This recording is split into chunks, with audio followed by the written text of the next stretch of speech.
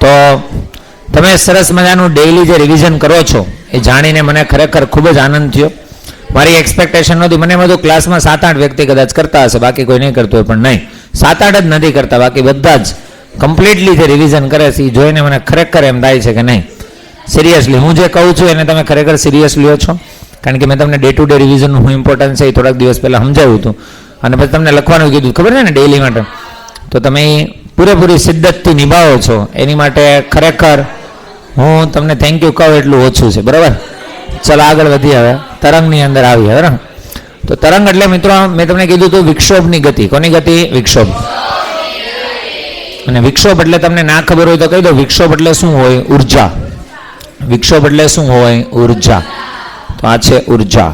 બરાબર છે. ચલો ધ્યાન અહીંયા હશે બધાનું વ્યવસ્થિત રીતે. પછી આપણે શીખ્યા લંબગત અને સંગત તરંગો. સંગત સંઘનન અને વિઘ્નનથી આગળ વધે. લંબગત છે એ શૃંગ અને ગરથી આગળ વધે. સંઘનન થાય ત્યાં ઘનતા વધારે હોય, વિઘ્નન થાય ત્યાં ઘનતા ઓછી હોય. Very good. ચલો બસ કેમ આમાં આટલું જ છે? હે, આમાં કેમ આટલું જ છે? અરે યાર, કાલે લખાયું ને બધું.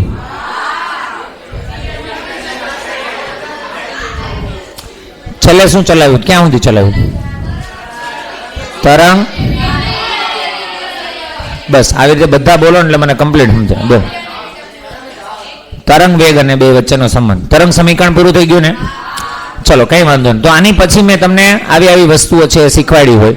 આવર્તકાલ શીખવાડ્યો હોય, આવૃત્તિ શીખવાડી હોય, કોણીય આવૃત્તિ શીખવાડી હોય, તરંગ સંખ્યા, કોણીય તરંગ સંખ્યા, આ બધા વેરિયેબલ્સ છે આપણા કે જેની આપણે જરૂર પડશે. બરોબર છે. આવર્તકાળ એટલે એક તરંગ પૂર્ણ થવા માટે લાગતો સમય, 1 સેકન્ડમાં પૂર્ણ થતા તરંગો, આવૃત્તિના 2π ગણા. આ તરંગ સંખ્યા એટલે એકમ લંબાઈ દીઠ તરંગની સંખ્યા. અને સોરી, આ તો તરંગ લંબાઈ હતી ને. તરંગ સંખ્યા એટલે 1/λ. તો 1/λ એક આપણે શીખાતા 1/λ, અને બીજું શીખાતા કે એક હજી શીખાતા તરંગ વેગ. શું શીખાતા? તરંગ વેગ. આ બધું આપણે પ્રીવિયસ લેક્ચરની અંદર જોઈ ચૂકેલા છીએ, સમજી ચૂકેલા છીએ. તો આઈ રિયલી હોપ કે અને તમે ડેલી ટુ ડેલી રિવિઝન કરો જ છો, એટલે કાંઈ પ્રશ્ન છે નહીં. ચલો, તો મોરલ ઓફ ધ સ્ટોરી તમને કહી દઉં. વેલોસિટી ઓફ પાર્ટિકલ તમે લાસ્ટમાં સમજાય એ હતું તમારી પાસે, a omega cos omega T minus કે. માઇનસ ત્યારે જ લખવાનું જ્યારે તમે કઈ આગળ વધતા હોય? પ્રસરણની દિશામાં. વિરુદ્ધ દિશામાં હોય તો પ્લસ લેવું. વેલોસિટી ઓફ વેવ માટે મેં તમને આટલા રિલેશન કીધા હતા, λ/t, λ/f, ω/k. ત્યાર પછી મેં તમને શીખવાડેલો હોય સંબંધ, વેલોસિટી ઓફ પાર્ટિકલ અને વેલોસિટી ઓફ વેવ.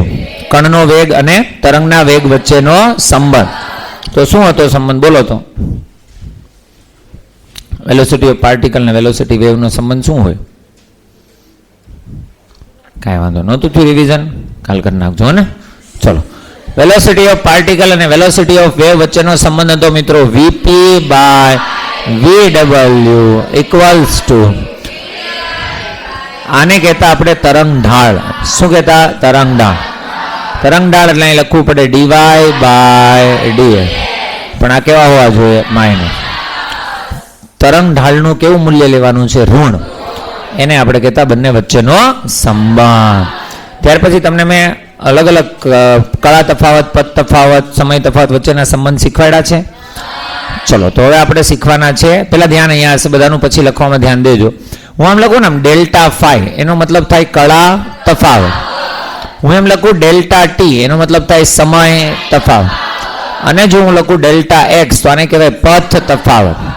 તો 3 વસ્તુઓ છે, એમની વચ્ચેના રિલેશન્સ આપણને ખબર હોવા જોઈએ. તો તમને કહું ડેલ્ટા ફાઈ, ડેલ્ટા ટી અને ડેલ્ટા એક્સ વચ્ચેના સંબંધો, રિલેશન. શું મેળવવાનું છે? રિલેશન.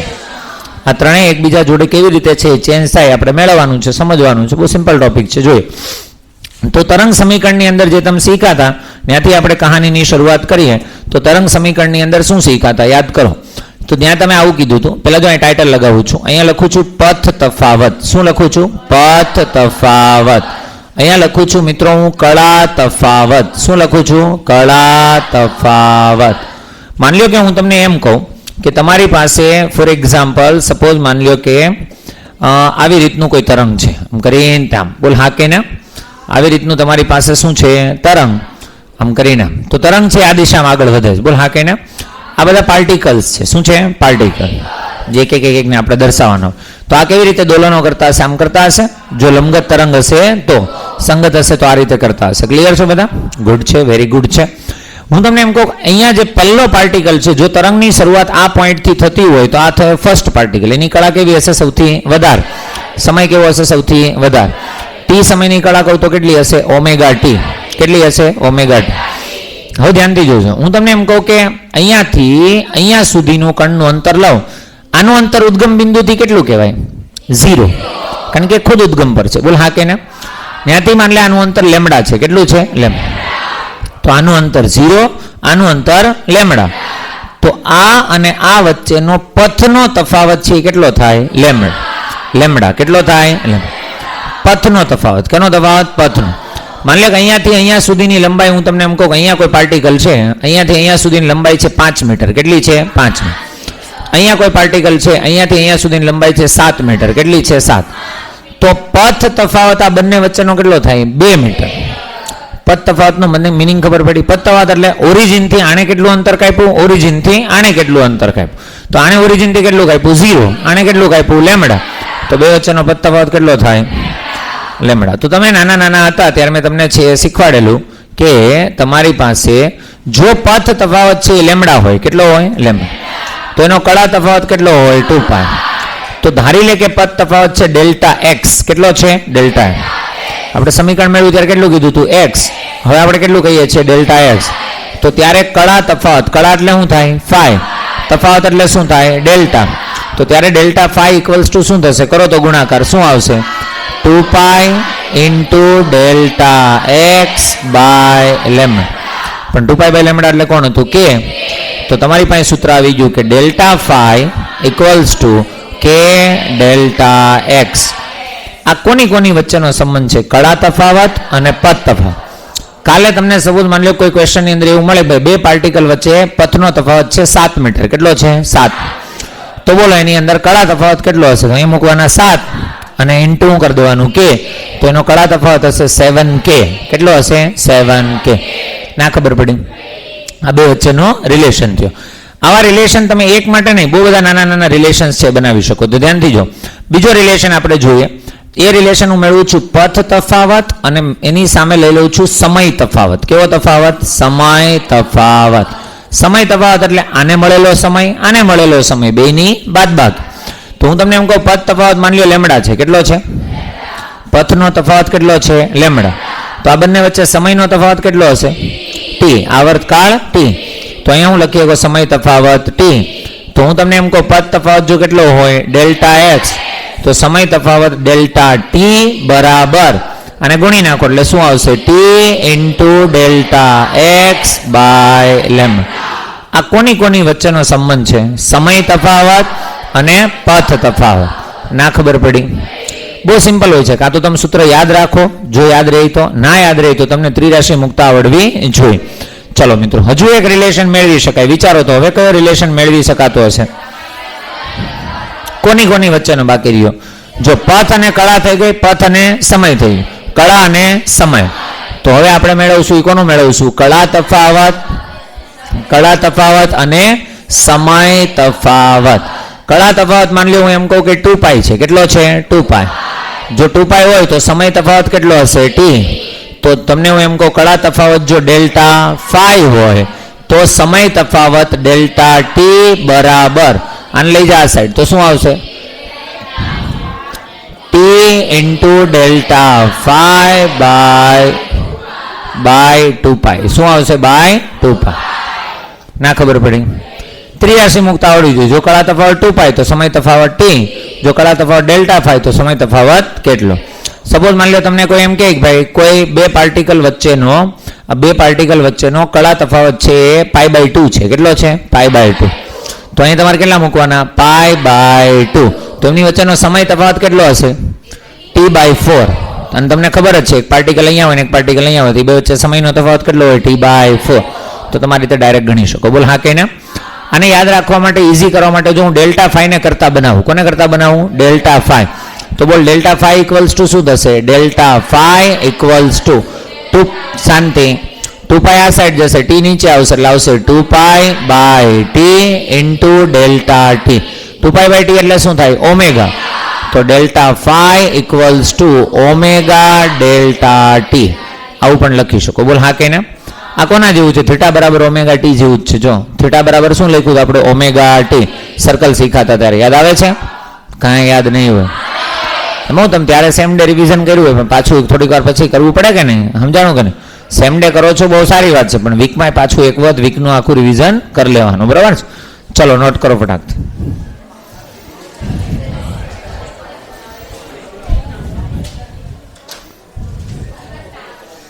હો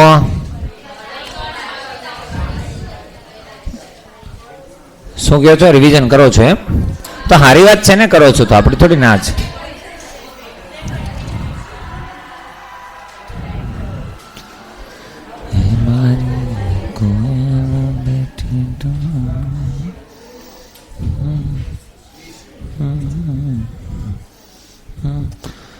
મારે તમારે બે ક્લાસને ભેગા કરીને ડાઉટ સોલ્વિંગ રાખવાનું છે એવું મેં ઓલા ક્લાસમાં કહી દીધું છે. તમને કહેવાનું બાકી હતું. બસ વેવ્સ પૂરું થાય એટલે લઈ લઈ. તમારી આની અને પછીની એક્ઝામ આવે એમાં ઓસિલેશન હશે એની પહેલાં હું ડાઉટ્સ લઈ લઈશ. બરાબર? કદાચ કંઈ બાકી રહી જાય. કેટલામાં છે?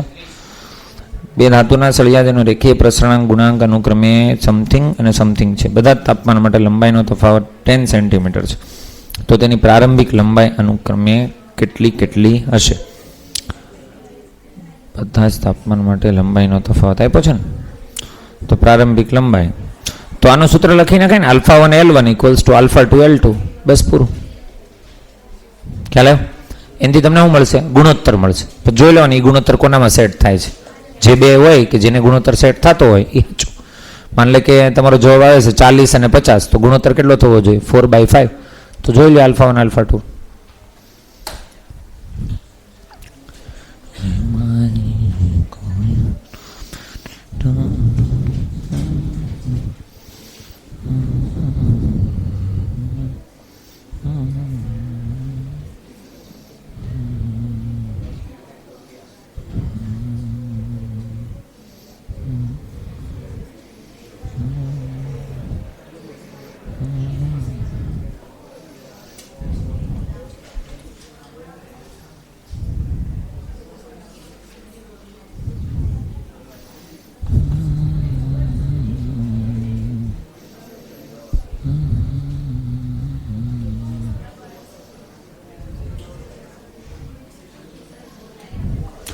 અત્યારે રિવિઝન ન કરવા મળતા તમે. અત્યારે ન હોય, ઘરે જઈને કરો એ કામનું છે. સમજાણું? અત્યારે ઇન્સ્ટન્ટનો કોઈ ફાયદો નહીં.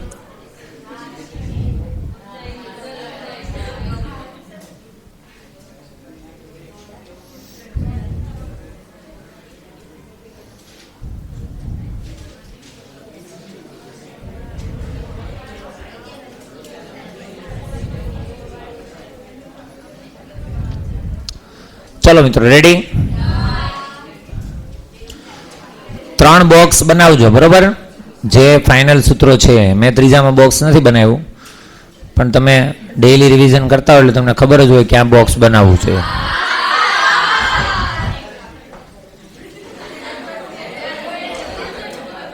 હા શું કહો છો? હા તો રેકોર્ડિંગ હોય તો શું વાંધો છે એમાં? આપણે કંઈ તમને ખોટું થોડું કહીએ છીએ. સમજાણું?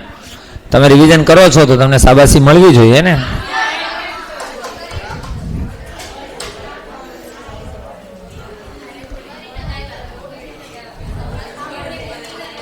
ચાલો મિત્રો,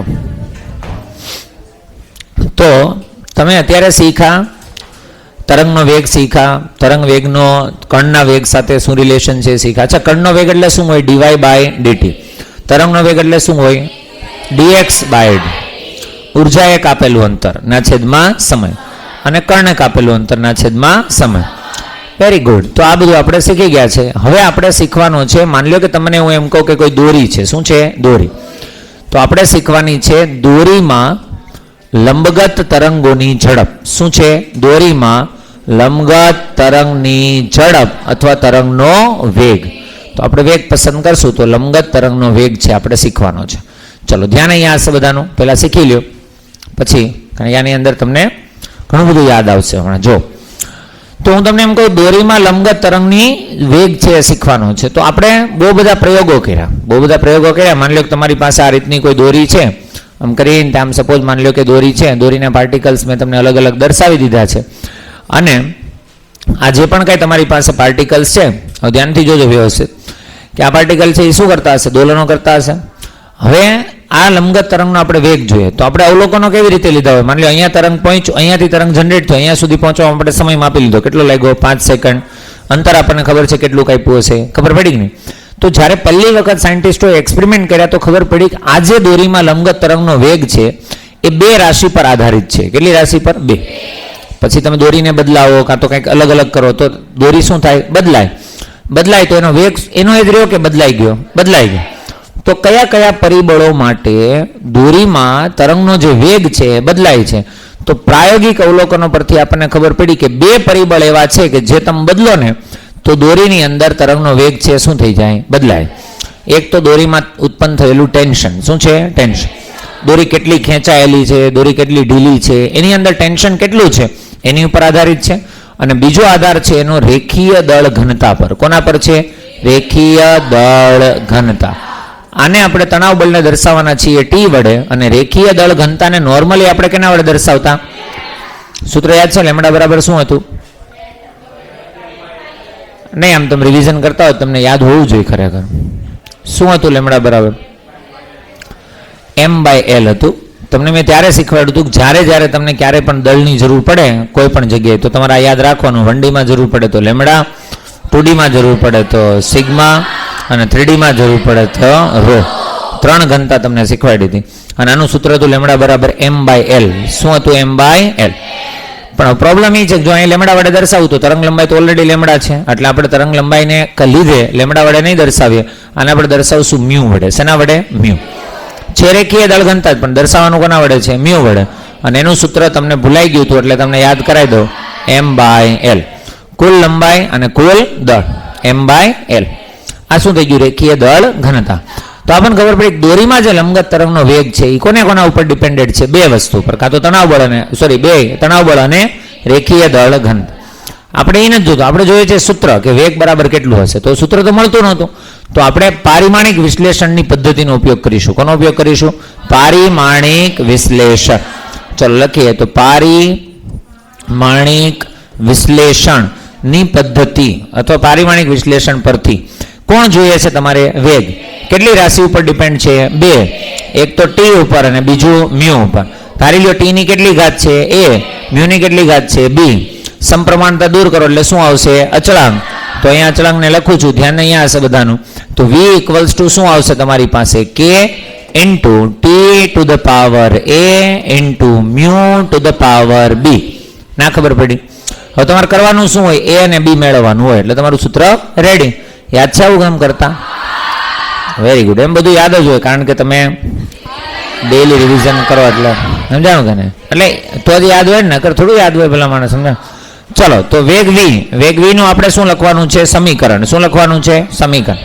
કયું? ડાયમેન્શનલ ફોર્મ્યુલા એટલે પારિમાણિક સૂત્ર લખવાનું છે. ચલો તો લખીએ. V નું પારિમાણિક સૂત્ર હોય મીટર પર સેકન્ડ એટલે L1 આમ નો લખાય, આમ લખાય M0 L1 T-1. કે તો અચળાંક હોય એટલે અચળાંકના કોઈ પરિમાણ હોય નહીં. ચલો પરિમાણ રહિત હોય. એ T એટલે કોણ છે? ટેન્શન. ટેન્શન એટલે કોણ છે? બળ. બળ એટલે મેં તમને કીધું M1 L1 T-2. જો અને પાવર કેટલો હશે? A. હવે મ્યુ એટલે હતી દળ ઘનતા, રેખીય દળ ઘનતા. સૂત્ર છે M/L. M એટલે તમે કહેશો M1 અને આખી શું થશે? B. હવે આને આપણે કમ્પેર કરવાનું હોય, સાદુરૂપ આપવાનું હોય જોઈએ. તો તમે જે રીતે આપતા હોય એ રીતે હું આ રીતે ફટાફટ છે આપવાની ટ્રાય કરીશ. તો ધ્યાન અહીંયા હશે બધાનું. અહીં M ની કેટલી પાવર છે? 0. તો આ સાઈડ લખવાનું 0 બરાબર. અહીંયા M ની કેટલી પાવર છે? A. અહીંયા કેટલી પાવર છે? B. તો શું લખાય? A plus B. બીજું સમીકરણ આવો તો L ની કેટલી પાવર છે? 1. અહીંયા કેટલી પાવર થશે? A. અહીંયા કેટલી થશે? B. તો અહીંયા આવશે A માઇનસ B. ના ખબર પડી? ચલો હજી એક છે ટાઈમ. અહીંયા કેટલી પાવર છે? -1. તો -1 ઇક્વલ્સ ટુ આ સાઈડ કેટલી છે? -2a અહીંયા છે કોઈ? તો સૌથી સહેલું સાદુરૂપ આને આપવું તો થશે. બોલ હા કે ને? Minus minus plus a equals to કેટલા આવશે? 1/2. a ઇક્વલ્સ ટુ 1/2 ને આમાં ગમે એમાં મૂકી દઉં. હું આમાં મૂકું તો મને શું મળશે? b. તો b ને કરતા બનાવો એમાંથી, તો b ઇક્વલ્સ ટુ શું થાય? -a. તો માઇનસ અને a ઇક્વલ્સ ટુ કેટલા છે? 1/2. મતલબ એવો થયો કે a બરાબર છે 1/2 અને b બરાબર છે -1. અહીંયા જે અચળાંક છે એ મૂકવાની જ્યારે જરૂર પડી તો અચળાંક હતો k બરાબર 1. કેટલો હતો? k બરાબર. તો સૂત્ર શું થશે? v બરાબર k ની જગ્યાએ કેટલા આવશે? 1. એને લખવાની જરૂર નથી. t ની પાવર કેટલી હતી? a કેટલા આવ્યા? 1/2. તો 1/2 અને ઇન્ટુ મ્યુ ની પાવર કેટલી? -1/2. આને -1/2 નીચે જાય તો +1/2 એટલે શું કહેવાય? વર્ગમૂળ. તો આનું આમ લખી શકું v બરાબર √t/μ. તો તમને કોઈ પૂછે કે દોરીમાં લંબગત તરંગનો વેગ છે એ કેટલો હોય, તો એ હશે v બરાબર √t/μ. હંમેશા યાદ હોવું જોઈએ. ચલો ટાઇટલ લગાવી નીચે પોઈન્ટ પાડીને લખો. ટાઇટલ લગાવી દીધું છે? ચલો ટાઇટલ લગાવો શાંતિથી. બરોબર, વ્યવસ્થિત અહીં લખો તો ઘરે જઈને તમે વાંચશો પાછું. સમજ્યા? દોરીમાં લંબગત તરંગનો વેગ, દોરીમાં લંબગત તરંગનો વેગ એ દોરીનું તણાવ અને દોરીની રેખીય દળ ઘનતા પર આધારિત હોય છે. દોરીનું તણાવ અને દોરીની રેખીય દળ ઘનતા પર આધારિત હોય છે. પછીનો પોઈન્ટ, પારિમાણિક વિશ્લેષણ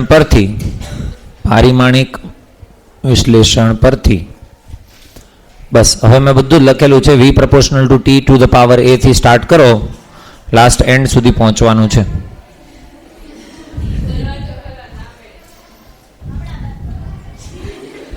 ચલો નોટ કરો ફટાકથી.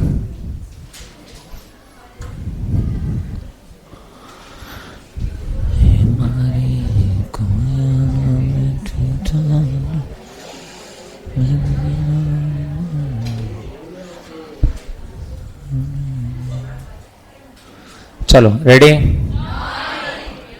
ઉતાવળ રાખો.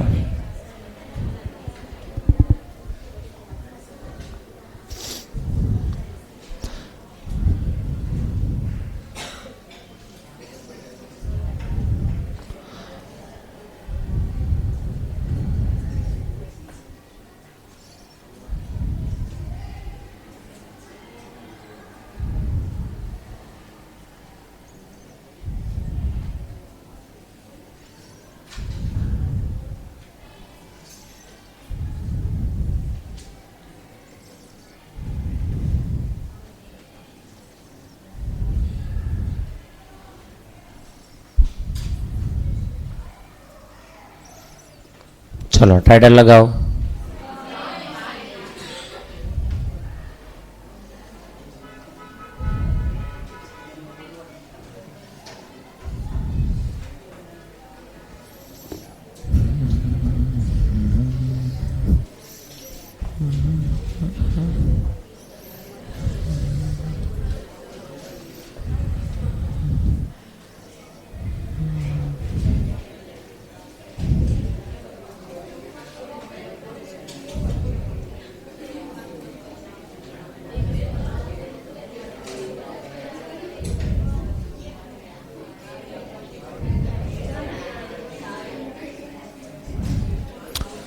ચલો ટાઇટલ લગાવો.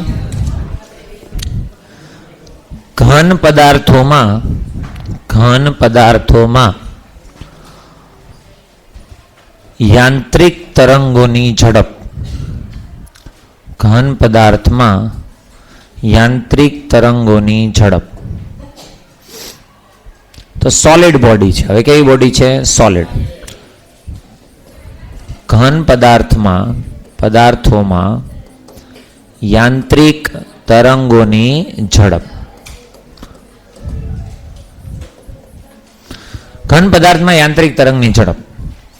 તો હવે તમારી પાસે જેમ દોરી હતી એની બદલે આ વખતે કોણ છે? Solid body. માની લો કે તમારી પાસે આ પેન છે તો એ ઘન પદાર્થ કહેવાય, એક લોખંડનો ટુકડો છે તો ઘન પદાર્થ કહેવાય, બરાબર. એની અંદરથી કોઈ યાંત્રિક તરંગ, યાંત્રિક એટલે કે જેને પ્રસરવા માટે માધ્યમની જરૂર પડે એવું કોઈ તરંગ પસાર થાય તો એમાં આપણે પ્રયોગો કર્યા. શું કર્યા? પ્રયોગો. અને પ્રયોગો ઉપરથી આપણને ખબર પડી કે પ્રાયોગિક અવલોકનો પરથી શું આપણને જાણવા મળ્યું કે આ જે વેગ છે એ બે વસ્તુ પર આધારિત છે. કેટલી વસ્તુ પર? બે. એક છે ઈટા પર. કોના પર? ઈટા. હવે ઈટા એટલે કોણ? Very good. તમને શરમ આવવી જોઈએ. ઘન પદાર્થમાં શ્યાનતા ગુણાંક ક્યારે આવે નહીં. હાલાકી આવશે નહીં, એ વાત 2 નંબરની છે, બરોબર છે. ઘન પદાર્થ શ્યાનતા ગુણાંક કેના માટે હતું? તરલ માટે. ચોખ્ખું લખ્યું છે ઘન પદાર્થ માટે. તો ઘન પદાર્થ એટલે સોલિડની અંદર તમારી પાસે ઈટા આવ્યું હતું ક્યારે? ઈટાનું નામ હતું તમારી પાસે આકાર સ્થિતિ સ્થાપકતા અંક. આકાર સ્થિતિ સ્થાપકતા અંક. અથવા તમારી પાસે એનું નામ હતું મોડ્યુલસ ઓફ રિજિડિટી. હજી એક ત્રીજું નામ હતું દ્રઢતા ગુણાંક. શું હતું? દ્રઢતા ગુણાંક. તો આ ઈટા છે. તો આપણે જ્યારે પસાર કર્યું, પ્રયોગો કર્યા તો આપણને ખબર પડી કે ભાઈ સોલિડમાંથી જ્યારે કોઈ તરંગ છે પસાર થાય તો એનો જે વેગ છે બે વસ્તુ પર ડિપેન્ડ હોય. એક, એ જે પદાર્થ છે એનો આકાર સ્થિતિ સ્થાપકતા અંક કયો, મોડ્યુલસ ઓફ રિજિડિટી કયો કે દ્રઢતા ગુણાંક કયો, બધું એક જ છે. બોલ હા કે ને? તો એક એના ઉપર આધાર રાખે. અને બીજો આધાર રાખે છે રો પર. કોના પર? રો એટલે કોણ હશે? ઘનતા. કોણ હશે? ઘનતા. તો બે ઉપર આધાર રાખે. તો પાછું શું કરવું પડશે? સૂત્ર મેળવવું પડશે. પાછો આનો પાવર માની લો કેટલો છે? A. આનો પાવર કેટલો છે? B. ના ખબર પડી? હવે આની અંદર તમે જ્યારે આખું સાદુરૂપ આપશો એટલે K આવશે. તો K બરાબર હું તમને કહી દઉં કેટલા છે? 1. પણ આનું સાદુરૂપ તમારે જાતે આપવા. હમણાં શીખવાડી ને પારિમાણિક વિશ્લેષણ, same to same method A અને B મેળવો અને તમારી પાસે સૂત્ર છે તૈયાર થશે. બરોબર? ખબર પડી? પહેલો પોઈન્ટ પાડીને લખાઈ દઉં છું એટલે તમે આ પોઈન્ટ સુધી આવી જાઓ. પ્રાયોગિક અવલોકનો પરથી ઘન પદાર્થમાં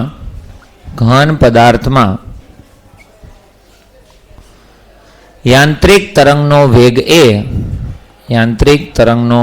એ પદાર્થના દ્રઢતા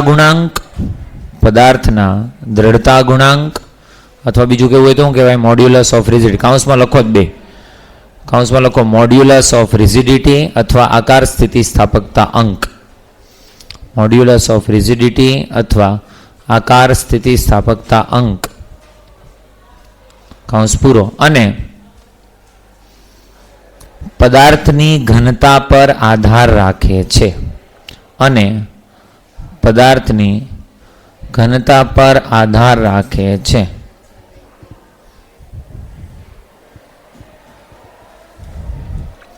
રેડી? પછી હું લખશો વિચારો તો. પારિમાણિક વિશ્લેષણ પરથી. ચલો હવે કહાની શરૂ થાય છે. સૂત્ર તમારે જાતે જ લાવવાનું છે. લાવો ચલો.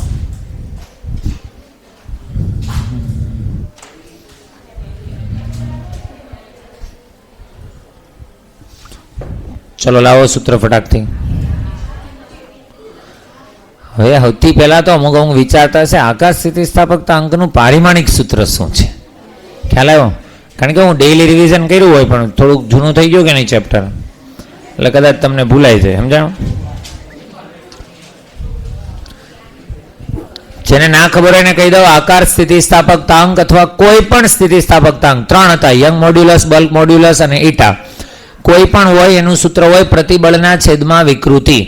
વિકૃતિ ડાયમેન્શનલેસ હોય, એનું કંઈ ન આવે. પ્રતિબળ શું હોય? ન્યૂટન પર મીટર સ્ક્વેર. તો કોઈ પણ સ્થિતિસ્થાપકતા અંકનું પારિમાણિક સૂત્ર બનાવવું હોય તો યુનિટ કયો ધ્યાનમાં લેવાનો? ન્યૂટન પર મીટર સ્ક્વેર. હવે ખબર પડી ગઈ?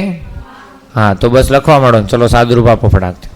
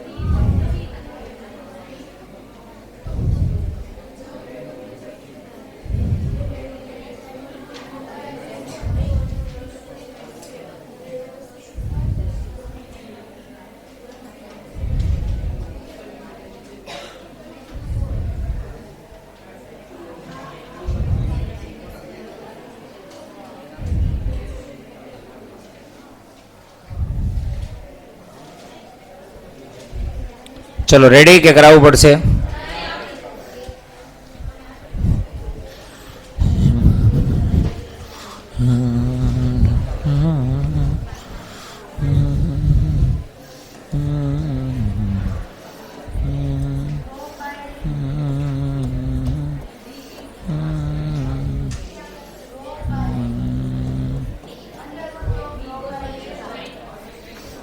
જો ઈટાનું શું થશે?